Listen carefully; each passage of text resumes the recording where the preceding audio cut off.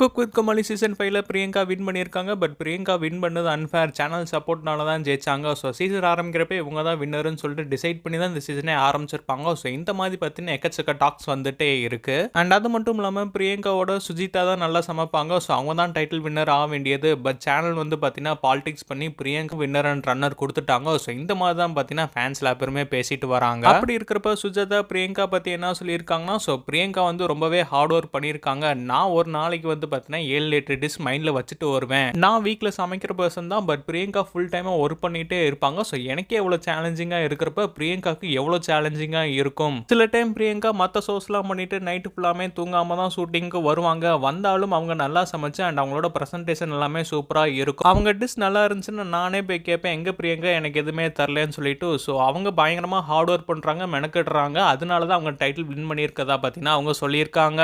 இந்த இன்டர்வியூ அவங்க 2 மாதத்துக்கு முன்னாடி கொடுத்துருக்காங்க. இப்போ மைண்ட் சேஞ்ச் ஆகிறது கூட வாய்ப்பு இருக்கலாம். பட் எல்லா பேருமே பிரியங்கா ஜெயிச்சது அன்ஃபேர்னு சொல்லிட்டு வராங்க.